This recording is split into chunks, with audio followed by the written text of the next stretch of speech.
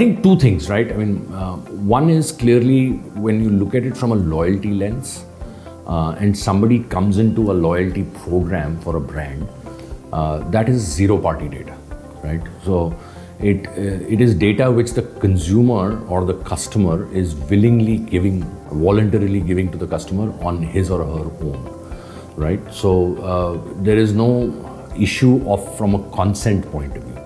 So that's the first hurdle you've crossed in terms of ensuring that consent is not an issue from the consumer. And that's why I think it's really important to look at this from a marketer's point of view, saying if you were to get in millions of your customers to give zero-party data, which basically means you don't have a consent issue, then you have a situation where you're not breaching any security rules or any regulatory issues, right? Number one. Number two, I think what you find is that in the world of SaaS, where everybody is hosting on a public cloud, and we are kind of the folks who have the responsibility and the accountability to take care of that customer data that we have, we take that very, very seriously, both with us and our cloud partner, to ensure that we have all the technology to protect PII data, to protect from an access point of view, who has access and who doesn't have access to what data, who can analyze and who can't analyze, who can send to where and not send to where.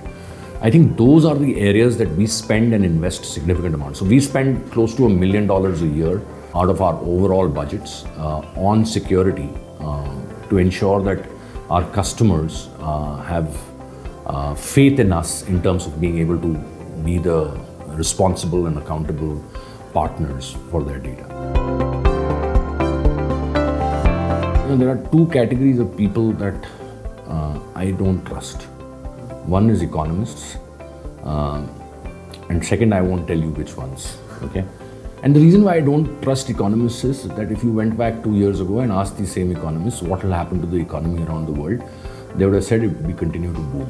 Right now, everybody's on the bandwagon of saying there is a recession, there is likely to be problems for most global economies. We can choose to believe it, we can choose not to believe it. I personally believe it's a short-term issue based on what I am seeing, because this is not one of those recessions where there is unemployment which is causing that. What you're seeing is employment is still continuing to grow in a market like the US. Second, you have to look at it from a context of where your company is versus the market that they're operating in. Capillary, for example, in a market like the US, we are a very small player. It's a large market, it's a $4.5 billion market. And we are reasonably small players right now. We have an ambition to grow there very significantly.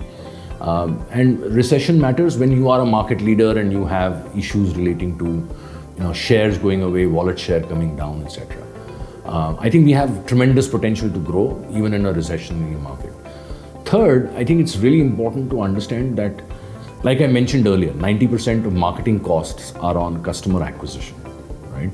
70% of a company's sale comes from existing customers. So when there is a recession, if I'm a marketer or a business head, the first thing I would do is to ensure I retain my existing customers, which are contributing to 70% of my business, and that I actually spend a little bit more on loyalty versus acquisition. Because in a recessionary period, if there is a recessionary period, the first thing people tend to do is trade down, right? So how do you ensure that you don't allow those existing large customers of yours, which are profitable customers of yours, to not trade down, right? And how do you ensure you keep them with yourself? And nobody else can do it better than a loyalty platform, right? In that kind of a situation. So in fact, it is a bit counterintuitive, but it makes a lot of sense that during a recessionary period, marketers and business people should actually be focused on their existing customers and hence more on loyalty programs.